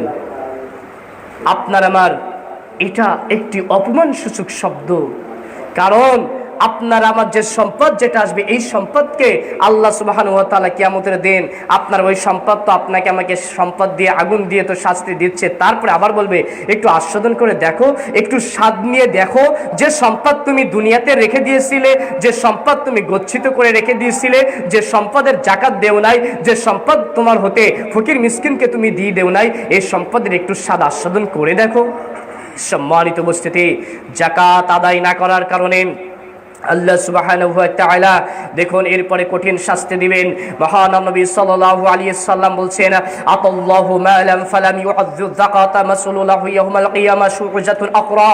আল্লাহ নবী সাল্লাল্লাহু আলাইহি সাল্লাম বলছেন যে এই জাকাত যারা প্রদান করবে না তাদের এই সম্পদ টাক মাথা বিশিষ্ট বিষধর সাপে রূপান্তরিত হবে। টাক মাথা বিশিষ্ট বিষধর টেকো বিষাক্ত সাপে রূপান্তরিত হবে এবং এই বিষধর সাপের আল্লাহ সুবহানাহু ওয়া তাআলা এভাবে সাপকে টাক বানাবেন এবং তার একটা আকৃতি দিবেন। এই আকৃতি দিয়ে আপনার আমার যারা দুনিয়াতে যে সকল ধনী শ্রেণীর ব্যক্তিরা যারা জাকাত প্রদান করতেছে না তাদেরকে এই টেকো একটি সাপ দিয়ে বিষধর সাপ দিয়ে গলায় এইভাবে পেঁচিয়ে দিবে। গলায় পেঁচিয়ে দেওয়ার পরে আল্লাহ সুবহানাহু ওয়া তাআলা বলছেন যে সাপটি তাদের মুখের দুই পাশে সব সময় এভাবে সবল দিতে থাকবে, দুই পাশে এইভাবে কামড় দিতে থাকবে আর বলবে আমি তোমার সেই সঞ্চিত সম্পদ, আমি তোমার সেই সম্পদ, আনা মালুকা আনা কানজুকা, আনা মালুকা আমি তোমার সেই সম্পদ, আনা কানজুকা আমি তোমার সেই সঞ্চিত সম্পদ, যে সম্পদ আজকে আপনি আমি জমা করে রেখে দিচ্ছি কৃপণতা করে, যে সম্পদকে আপনি আমি ঘরের ভিতরে রেখে দিচ্ছি, ব্যাংকের ভিতরে রেখে দিচ্ছি, আপনি আমি একবার ভ্রুক্ষেপণ করছি না যে এই সম্পদের জাকাত ফরজ হয়েছে, এটা থেকে জাকাত প্রদান করা লাগবে, জাকাত প্রদান করতেছি না। এই সম্পদ কিয়ামতের দিন বিষদার সাথে এভাবে আপনার আমার এইবার একবার কামড় দিবে, এইবার একবার কামড় দিয়ে বলবে আমি সেই সম্পদ, আমি তোমার সেই সঞ্চিত সম্পদ। এখন কেমন লাগে দেখো। এই সম্পদ, যে সম্পদকে ভালোবেসে আপনি আমি আজকে কৃপণতা করতেছি, যে সম্পদ গড়ার জন্য হালাল হারাম একবারও আপনি আমি বেছে দেখি না, এই সম্পদ এভাবে আপনাকে আমাকে কিয়ামতের দিন এভাবে শাস্তি প্রদান করবে। সম্মানিত উপস্থিতি, দেখুন জাকাত যারা আদায় করবে না তাদের বিষয়ে কঠিন শাস্তির বিষয়ে আল্লাহর নবী সাল্লাল্লাহু আলাইহি সাল্লাম অনেক বড় একটি লম্বা হাদিস বর্ণনা করছেন, অনেক বড় একটি লম্বা হাদিস। তার ভিতরে মূল সারমর্মটুকু বলার চেষ্টা করছে। আল্লাহর নবী সাল্লাল্লাহু আলাইহি সাল্লাম বলছেন, যারা তাদের এই তাদের সম্পদের জাকাত প্রদান করবে না, এভাবে তখন তাদের শাস্তি হবে। এরপরে জাকাতের যে পশু পাখির যে জাকাত, পশু প্রাণীর যে জাকাতগুলো রয়েছে, উট গরু ছাগলের যে জাকাত আদায় রয়েছে, এদের অবস্থা কি হবে দেখুন। আল্লাহ নবী সাল্লাল্লাহু আলাইহি সাল্লাম এরপরে বলছেন, যারা তাদের স্বর্ণের জাকাত, সম্পদের জাকাত তারা যখন আদায় করবে না, তাদেরকে জাহান্নামের আগুনে গরম করা হবে এবং তার পাঁজর, কপাল ও পিঠে দাগ দেওয়া হবে। যখন নিভে যাবে আগুন, তখন আগুনকে আবার জ্বালিয়ে দেওয়া হবে। এরপরে জিজ্ঞাসা করলো আল্লাহর নবী, উট সম্পর্কে কি হবে? রাসূল সাল্লাল্লাহু আলাইহি সাল্লাম বলছেন, তার যে জাকাতের যে উটগুলো ছিল, তা সে উটকে তখন ওই ব্যক্তিকে শোয়ানো হবে। শোয়ানোর পরে ওই উটের খুর দিয়ে ওই ব্যক্তিকে তখন মারা হবে। এরপরে আল্লাহ নবী বললেন যে, আল্লাহ নবীর কাছে জিজ্ঞাসা করেন, আল্লাহ নবী গরু ছাগলের সম্পর্কে কি হবে? যারা গরু ছাগলের জাকাত দিবে না, আল্লাহ নবী বললেন, যারা গরু ছাগলের জাকাত দিবে না, ওই গরু ছাগল তাদের পিঠের উপরে গিয়ে, তাদের মুখের উপরে গিয়ে তাদেরকে খুর দিয়ে লাথি দিবে এবং তারা তাকে কামড় দিতে থাকবে এবং বলবে আমি তোমার সেই অবশিষ্ট জাকাতের অংশ। সম্মানিত উপস্থিতি, তাহলে দেখুন এই জাকাত আপনার আমার, এই যে জাকাত আপনার আমার যদি ব্যয় না করি জাকাত সঠিক খাতে, আপনি আমি আপনার সম্পদ থেকে জাকাত যদি বাহিরে না করি, তাহলে আপনার আমার এই সম্পদ কিয়ামতের দিন আপনার আমার জন্য আপনার জাহান্নামে যাওয়ার কারণ হবে। আর জাহান্নামে তো যাবে এগুলো, এটা হচ্ছে বিচারের আগ পর্যন্ত। কিয়ামতের মাঠের অবস্থাটুকু এরকম হবে, কিয়ামতের মাঠে আল্লাহ সুবহানাহু ওয়া তাআলা এভাবে রাখবেন, আর জাহান্নাম তো রয়েছে। সম্মানিত উপস্থিতি, তাহলে এখনো পর্যন্ত আপনি আমি আপনার আমার এই জাকাতটা আপনি আমি বাহির করতেছি না, আপনি আমি সাদকা করতেছি না, আপনি আমি দান করতেছি না, অথচ আপনি আমি নিজেকে মুসলমান হিসাবে দাবি করতেছি, আপনি আমি সম্পদকে গড়ে রেখে যাচ্ছি, কৃপণতা করতেছে। আপনি আমি এই জাকাতকে একেবারে খেলতামশাই বানিয়ে দিচ্ছে। কিভাবে খেলতামশাই বানিয়ে দিচ্ছে? আপনার আমার জাকাত বহু টাকা দেখা যাচ্ছে জাকাত খরচ হয়েছে, হিসাব করলে দেখা যায় আপনার আমার 10-15 লক্ষ টাকা জাকাত খরচ হয়েছে। আপনি আমি তখন জাকাত দিচ্ছি 2-4 লক্ষ টাকা এমনিতে গিয়ে মানুষকে, আপনি আমি গিয়ে শাড়ি লুঙ্গি কিনে দিচ্ছি, দানশীল দেখতেছি, নিজেকে মানুষের সামনে দানশীল জাহির করতেছি, অথচ সম্পদ থেকে আপনার আমার যে অর্থ ছিল সে অর্থ, নগদ অর্থ প্রদান করাই হচ্ছে জাকাত। সম্মানিত উপস্থিতি, এরপরে দেখুন আজকে এই শাস্তি কিয়ামতের দিন আপনি আমি পাবো। এরপরেও আপনি আমি সঠিকভাবে আজকে জাকাত আদায় করতেছি না, সম্পদ আজকে মানুষের জন্য তৈরি করে যাচ্ছি, কিন্তু এই সম্পদ আপনার আমার জন্য কিয়ামতের দিন বিপদ হয়ে যাবে। এটা আপনি আমি একটিবারও ভেবে দেখার চেষ্টা করি না। আজকে একটুখানি চোখটা বন্ধ করে একটুখানি কল্পনা করার চেষ্টা করুন, যাদের জন্য আপনি আমি এই দুনিয়ায় সম্পদ গড়ে যাচ্ছি, যে সন্তানের জন্য, যে পরিবারের জন্য যে সম্পদকে আমি রেখে যাচ্ছি, কৃপণতা করে জাকাত প্রদান করতেছি না, এই সম্পদ আপনি আমি যখন দুনিয়া থেকে চলে যাচ্ছি তারা কিভাবে ব্যয় করতেছে, তারা কি করতেছে বোঝার চেষ্টা করুন। আজকে অধিকাংশ মানুষ, খুব কম মানুষে নিজের জায়গায় আমরা বসবাস করি। আমরা অধিকাংশ মানুষ দেখা যাচ্ছে প্রায় 100%-এর 60% মানুষ তার বাপ দাদার যে জন্মসূত্রে যে জমি জায়গা পায়, সে জমি জায়গায় কিন্তু আমরা বসবাস করে থাকি। বাকি 40% মানুষ তার ক্রয়কৃত জমিতে বসবাস করতেছে। তাহলে এই 60% মানুষ, প্রায় অধিকাংশ মানুষ তার যে সম্পদ পাচ্ছে সে মিরাস সূত্রে বাপ দাদার সম্পদ পাচ্ছে। বোঝার চেষ্টা করুন। তাহলে আপনি আমি আজকে যেখানে বসবাস করতেছি দেখুন, সেটা আপনার আমার বাবার সম্পদ, তা না হলে আপনার আমার দাদার, তা না হলে তার দাদার। একটি পর্যায়ক্রমে সম্পদ পেয়েছি, জমি পেয়েছি। বোঝার চেষ্টা করুন। কিন্তু ওই জমিটা যে ক্রয় করেছিল সে হয়তো জাকাত প্রদান করেনি, অন্যায়ভাবে মানুষের সম্পদ ভক্ষণ করে ওই সম্পদটা গড়েছিল, তা সে যেভাবেই গড়ুক, আমি যেটা বোঝাতে চাচ্ছি, এই সন্তান, এই যাদেরকে আপনি আমি রেখে যাচ্ছি, এই সন্তান কখনো কি, বা আপনি আমি যাদের জায়গায় বসবাস করছি, তাদের জন্য কি কখনো একটি দোয়া করেছি? একটুখানি ভাবার চেষ্টা করুন তো। সর্বোচ্চ দোয়া করলে আপনার আমার বাবার জন্য দোয়া করি, দাদার জন্য দোয়া করে, পরদাদা, তারপরের দাদা, যাদের জমিতে বসবাস করতেছে, তাহলে তাদের জন্য কি আপনি আমি কি দোয়া করি? আপনি আমি কিন্তু দোয়া করি না। অথচ তারাই কিন্তু আপনার আমার ওই সম্পদকে রেখে গিয়েছিল। আমি যেটা বোঝাতে চাচ্ছি, আপনি আমি দেখা যাচ্ছে কৃপণতা করে, জাকাত প্রদান না করে, অন্যের সম্পদ নষ্ট করে নিজে বিলাসবহুল সম্পদ তৈরি করে যাচ্ছে, অথচ এই সম্পদ আপনার আমার জন্য ফিতনা হয়ে যাবে। এজন্য সম্পদ থেকে আপনাকে আমাকে দান করে চলে যেতে হবে, আপনাকে আমাকে যাকাত প্রদান করে চলে যেতে হবে। সম্মানিত উপস্থিতি, কারণ দেখুন, আমরা সবাই এখানে সন্তান, আমাদের প্রত্যেকের কিন্তু বাবা মা রয়েছে। বাবা মা ছাড়া আমরা কিন্তু দুনিয়াতে আসি নাই। আর এখানে যারা বাবা মা যারা রয়েছেন, সবাই এই হাদিসটি বোঝার চেষ্টা করুন। এক ব্যক্তিকে কবরের ভিতরে তার আযাবকে কমিয়ে দেওয়া হলো। তখন ওই ব্যক্তি তার ফেরেশতাকে জিজ্ঞাসা করছেন, হে ফেরেশতা, আমার আযাবকে কেন একটু কমানো হলো? আমার আযাবকে কেন কমানো হলো? তখন ফেরেশতা বলছেন যে, তুমি যে দুনিয়াতে তোমার যে সন্তান রেখে এসেছিলে, ওই সন্তান তোমার জন্য দান করেছে।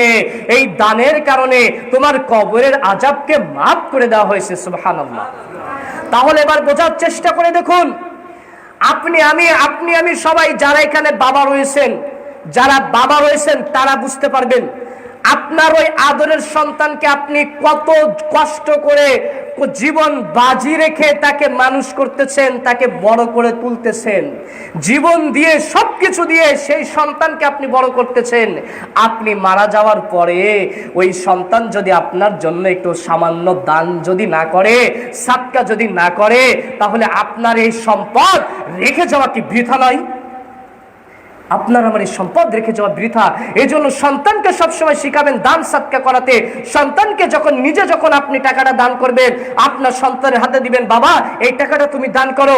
প্রতিদিন দুই ফেরেশতা প্রতিদিন সকালবেলা আপনার আমার নিকট হাজির হয়, আর হাজির হয়ে বলতে থাকেন, যে ব্যক্তি দান করে, তখন আল্লাহর কাছে ওই ফেরেশতা তখন আবেদন করে, হে আল্লাহ, তুমি তার আয়ুকে বৃদ্ধি করে দাও, বিপদ আপদ থেকে তুমি দূর করে দাও, মুসিবত থেকে তুমি রক্ষা করো। প্রত্যেক দানশীল বান্দাকে আল্লাহ সুবহানাহু ওয়া তাআলার কাছে ফেরেশতারা এভাবে আবেদন করতে থাকে।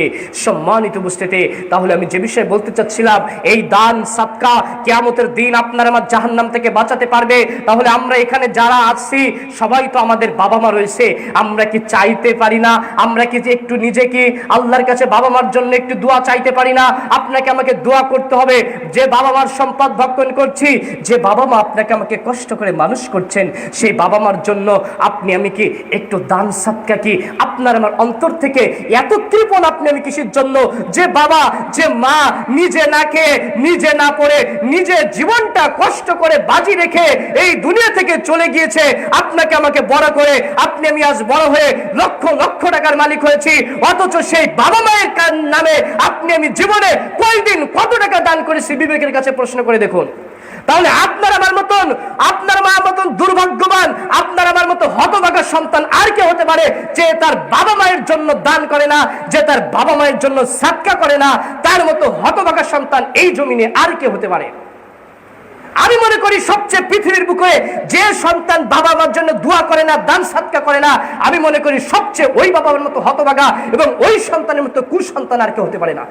কারণ বাবা মার সব নিয়ামত ভোগ করতেছে, বাবা মা তাকে এত বড় করে গেছে, লক্ষ লক্ষ টাকার সম্পদ রেখে গেছে, অথচ ও কৃপণ, এত কৃপণ যে কোশ্চেন কালেও তার মা বাবার জন্য একটা টাকা দান সাদকা করে না। তার এত মনটা বখিল যে কোনোদিন তার বাবা মার জন্য দোয়া তো দূরের কথা, দান সাদকা কিছুই করে না, দোয়ার নিয়মই জানে না। এই জন্য বাবা মারা সাবধান হন, সন্তানদের দান সাদকা করা শেখান।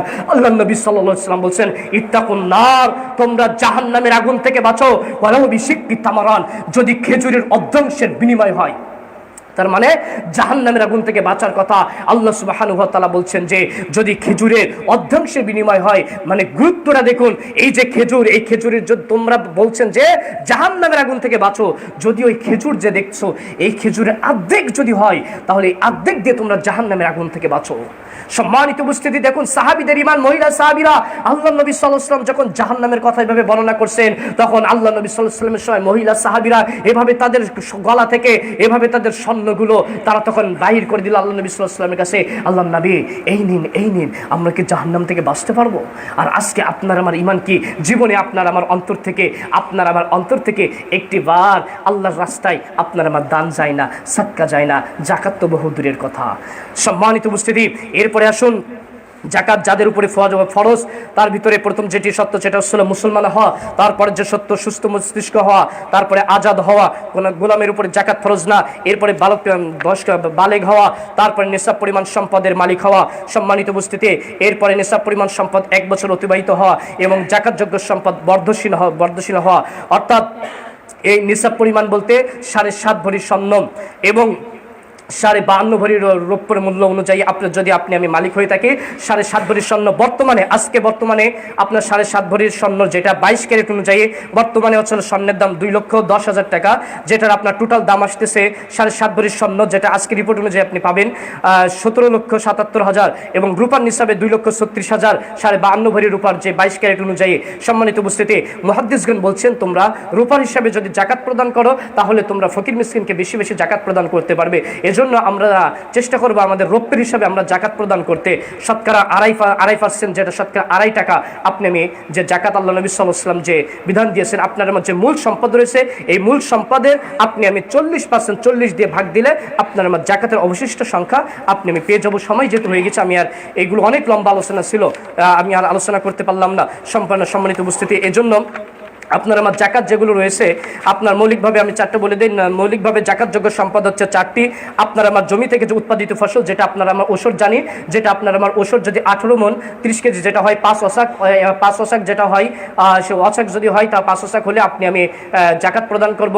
অর্থাৎ আপনার আমার দেখা যাচ্ছে 18 মণ 20 মণ যদি আপনার আমার শস্য হয়েছে, সেই শস্য থেকে যদি আল্লাহ সুবহানাহু ওয়া তাআলার বৃষ্টিতে হয় তাহলে আপনি আমি 10 ভাগের 1 ভাগ, আর যদি নিজে পানি দিয়ে নিজে খরচ করে নিজে সে উৎপাদন করি তাহলে আপনি আমি তখন 20 ভাগের 1 ভাগ আপনি আমি প্রদান করব ইনশাআল্লাহ। সম্মানিত উপস্থিতি, তারপরে আপনি আমি ব্যবসায়িক সম্পদের যে জাকাত প্রদান করতে হবে, কিন্তু ব্যবসায়িক সম্পদের যে সকল আপনার আমার দেখা যাচ্ছে মেশিন, যে সকল আপনার আমার যে সকল উৎপাদন যেগুলো হচ্ছে না, অর্থাৎ প্রোডাক্টিভ ছাড়া যা কিছু রয়েছে সেগুলো জাকাতযোগ্য না, কিন্তু প্রোডাক্টিভ যা কিছু রয়েছে সবগুলো আপনাকে আমাকে জাকাত প্রদান করতে হবে।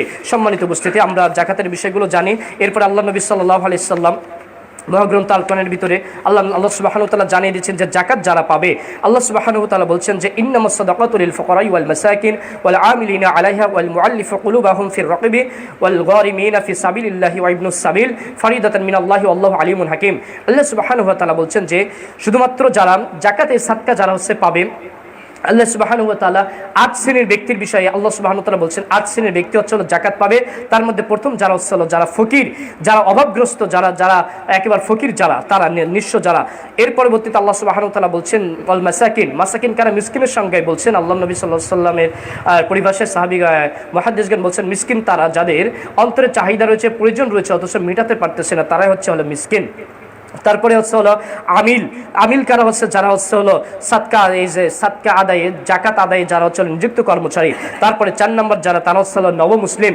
সম্মানিত উপস্থিতি, তারপরে 5 নম্বর যারা গোলাম আজাদ থেকে দাসত্ব থেকে মুক্তির জন্য জাকাত দেওয়া হয়। 6 নম্বর যারা ঋণগ্রস্ত ব্যক্তি এবং 7 নম্বর আল্লাহর রাস্তায় ফি সাবিলিল্লাহ, যেটা আল্লাহর রাস্তায়। এখানে মুহাদ্দিস کرام যেটা বলছেন সেটা হলো আল্লাহর রাস্তায় যারা জিহাদ করবে, আল্লাহর রাস্তায় যারা জিহাদ করবে, আল্লাহর রাস্তায় যাবতীয় যা কিছু রয়েছে মুহাদ্দিস کرام বলছেন যেমন হচ্ছে তালিবে ইলমদের ক্ষেত্রে, যেমন হচ্ছে যারা তালিবে ইলম যারা রয়েছে, যারা মিসকিন রয়েছে, যারা এতিম রয়েছে, বিশেষ করে তাদের ক্ষেত্রে আরো বেশি নেকি পাবে।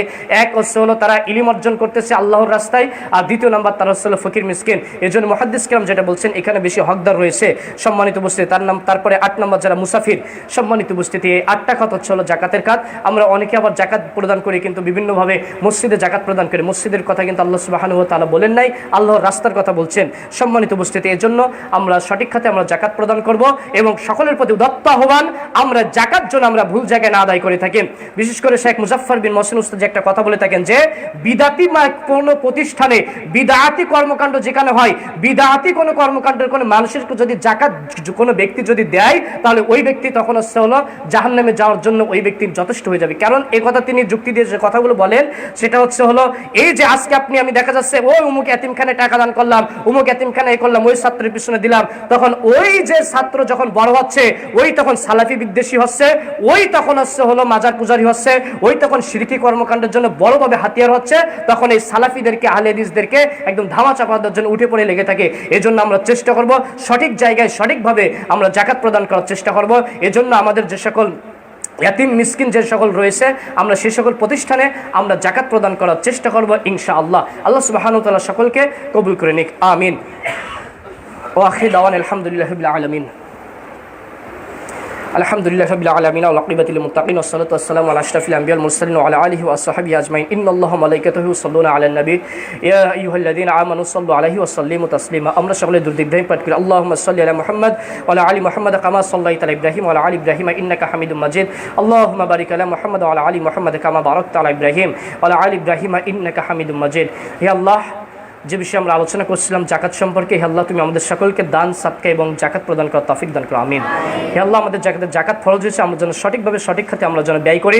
সকলের প্রতি আমার উদাত্ত আহ্বান, যে বিষয়টি আমি বলতে চাচ্ছি, দেখুন আজকে আমরা জাকাত আমরা সঠিকভাবে আমরা সঠিক খাতে আমরা প্রদান করি না, এবং বিশেষ করে আমরা যারা জাকাত প্রদান করি আমাদের তাদেরকে খেয়াল রাখতে হবে সঠিক জায়গায় যেন আপনার আমার এই জাকাতটি যেন হচ্ছে হলো যায়। তার মধ্যে আপনারা হচ্ছে হলো সকলেই বেশিরভাগে মানুষ আমরা দেখা যাচ্ছে যখন জাকাত প্রদান করি, যেখানে জাকাত প্রয়োজন নাই, বিশেষ করে প্রতিষ্ঠান যেগুলো দেখবেন অনেক বড় বড় প্রতিষ্ঠান রয়েছে, যে প্রতিষ্ঠানে আপনার জাকাত প্রয়োজন নাই, যেখানে একটি ছাত্রের বেতন 8 থেকে 10-12 হাজার টাকা, যেখানে কোনো ইয়াতিম ছাত্র পাওয়া যায় না, যেখানে কোনো মিসকিন ছাত্র পাওয়া যায় না, সেখানে যে সকল উস্তাদ শাইখরা যারা থাকেন, বড় বড় আলেম উলামা থাকেন, তারা সুন্দরভাবে ফেসবুকে ভিডিও দেন, ভিডিও বার্তা দিয়ে মানুষের সামনে এভাবে জাহির করেন যে সেখানে 400 ইয়াতিম বাচ্চা রয়েছে, অথচ প্রকৃতপক্ষে খুঁজতে গেলে 40 জন ইয়াতিম পাওয়া যায় না। আর সেই তাদের ওসিলায় বাকি টাকাগুলো তারা আত্মসাৎ করে বহু পরিমাণ রয়েছে। এজন্য আমি যেটা বলতে যাচ্ছি সেটা হচ্ছে আপনাকে আমাকে সঠিক জায়গায় জাকাত প্রদান করতে হবে। যেমন দেখুন আমাদের যেমন ছোট প্রতিষ্ঠান যেগুলো এখানে আমরা যখন জাকাতের অর্থটা আমরা দিতে চাই না, যেখানে প্রয়োজন আমরা কিন্তু সেখানে দিতে চাই না, আর যেখানে দেখা যাচ্ছে প্রয়োজন নাই, মানুষ যেখানে সবাই দিচ্ছে সব জায়গায় মানুষ সেখানে সবাই মিলে দিচ্ছে, অথচ যেমন আমাদের মতো ছোট ছোট প্রতিষ্ঠান যেগুলো রয়েছে এখানে আমরা আর তাকিয়ে দেখি না, আর যেখানে প্রয়োজন নেই সেখানে দেই, আর যেখানে প্রয়োজন আমরা সেখানে অপূর্ণতা রাখি। আপনারা সকলে জানেন আমাদের এখানে 12 জন ইয়াতিম বাচ্চা রয়েছে এবং প্রায় 40 জনের অধিক বাচ্চা এখানে অসহায়ভাবে তারা পড়ালেখা করতেছে। এজন্য আপনারা চেষ্টা করবেন আপনাদের এই জাকাতের টাকার মাধ্যমে, আপনাদের সাদকার মাধ্যমে, আপনাদের দানের মাধ্যমে এখানে ইয়াতিম বাচ্চাগুলো, অসহায় বাচ্চাগুলো, মিসকিন বাচ্চাগুলো তারা পড়ালেখা করতেছে, আপনারা চেষ্টা করবেন আপনাদের যে সাদকা, আপনাদের দানের যে অংশ ব্যয় এখানে দিয়ে তাদেরকে ভরপোষণ নেওয়ার চেষ্টা করবেন। আল্লাহ সুবহানাহু ওয়া তাআলা সকলকে কবুল করে নিন, আমিন। আমরা যারা দিনী ভাই যারা রয়েছি আমরা সবাই চেষ্টা করব, আমাদের যাদের দেখা যাচ্ছে জাকাত ফরজ নাই নাই কিন্তু আমাদের সাদকা তো আমাদের দেওয়ার সামর্থ্য রয়েছে, আমরা রমজান মাসে তো আমরা তো সাদকা করতে পারি, এজন্য আমাদের সামর্থ্য অনুযায়ী আমরা অন্ততপক্ষে একজন ছাত্রের দায়িত্ব নেওয়ার মতন আমরা অন্তত রমজান মাসে আমরা সাদকা করার চেষ্টা করব। আল্লাহ সুবহানাহু ওয়া তাআলা কবুল করে নিন, আমিন। হে আল্লাহ, তুমি বড় দয়াবান, তুমি বড় রহমান, তুমি বড় ক্ষমাশীল। হে আল্লাহ, রমজান মাসকে সামনে রেখে হে আল্লাহ আমাদের যত গুনাহ রয়েছে আল্লাহ আমাদের সকল গুনাহকে মোচন করে নাও, আমিন। হে আল্লাহ, আমাদের ভিতর যারা ঋণগ্রস্ত রয়েছে তুমি তাদের সকলকে ঋণ মুক্তি করার তৌফিক দান করুন, আমিন। হে আল্লাহ, আমাদের ভিতর যারা অভাবগ্রস্ত রয়েছে তুমি তাদের সকলকে অভাব মুক্ত করার তৌফিক দান করুন, আমিন। এখানে ছোট্ট একটি কথা আমি না বলে পারলাম না, আরেকটা বিষয় আমার মনে খুব খটকা দিল। আমার একটা মনে একটা সাদা মনে একটা গোলাপি প্রশ্ন আপনাদের কাছে, আপনারা নিজেরাই ভাববেন। সংক্ষিপ্ত একটা কথা, আমি আলোচনাতে 5 মিনিট হয়ে গেছে। একটা কথা যেটা আমি বলতে চাচ্ছি, দেখুন আজকে দানের বিষয়ে আমি যেটা বলতে চাইলাম এই বিষয়ে না বললে আমার আলোচনা সব ভুল হয়ে যাবে। কারণ হলো এই জাকাত আমরা প্রদান করি, দান যেটা আমরা প্রমাণ করি অপাত্রে বেশিরভাগে আমরা দান করে ফেলে, অপরিজনীয় আমরা দান করে ফেলে। কেমন দেখুন আজকে আপনি আমি ভেবে দেখুন, আজকে যে সকল আলেম উলামা যারা দান নিচ্ছে, প্রতিষ্ঠানে কোনো ছাত্র নাই, এভাবে আজকে দান নিচ্ছে, সাদকা নিয়ে নিচ্ছে, এরপরে আমি যে বিষয়টি বলতে যাচ্ছি, এরপরে দেখুন ওই আলেম উলামা আপনার যখন আসতেছে, সে তখন আসতেছে একটা প্রাইভেট কারে আসতেছে, পাঁচর গাড়িতে আসতেছে, নিজের গাড়িতে আসতেছে, হাতের একটা ঘড়ির দাম হচ্ছে 44,000 টাকা। সে তখন যা কিছু করতেছে, তার বাড়ি 3টা ফ্ল্যাট, এগুলো কিন্তু কিভাবে হয় আপনাদের মনে একটু প্রশ্ন করে দেখবেন। বেতন পাচ্ছে 30,000, 40, 50,000 টাকা, অথচ বছরের পর বছর গাড়ি পাল্টায় কিভাবে, বিল্ডিং এর পর বিল্ডিং ওঠে কিভাবে, এগুলো খোঁজ নেওয়ার চেষ্টা করবেন। এর জন্য দান সঠিকভাবে দেওয়ার চেষ্টা করবেন। কারণ এই সকল যে সকল আমরা আজকে হুজুরদের দেখতে পাচ্ছি, আলেম উলামাদের দেখতে পাচ্ছি যে তারা একটা প্রতিষ্ঠান করছে, প্রতিষ্ঠান করার পরে দেখা যাচ্ছে হলো তাদের কয়েকটা বিল্ডিং চলে আসে, পাঁচরু গাড়িতে চলাফেরা করতেছে। এর উৎসটা কি? বেতন পাইতো 40,000। এজন্য সঠিক খাতে জাকাত প্রদান করার চেষ্টা করবেন। তা না হলে আপনি আপনার ওই জাকাতটা কোন খাতে ব্যয় হচ্ছে আপনি যদি না বুঝতে পারবেন, তাহলে আপনার ওই জাকাত দেওয়া কিন্তু বৃথা হবে। যদিও আল্লাহ সুবহানাহু ওয়া তাআলা সেটা আপনার দান আপনার কবুল করবেন। সম্মানিত উপস্থিতি, আল্লাহ সুবহানাহু ওয়া তাআলা কবুল করে নিক। আমিন। ফাদখুরুনি আদখুরকুম ওয়াশকুরু লিল্লাহি তাকফুরুন সুবহানাকাল্লাহুম্মা বিহামদিকা আশহাদু আল্লা ইলাহা ইল্লা আনতা আস্তাগফিরুকা ওয়া আতুবু ইলাইক।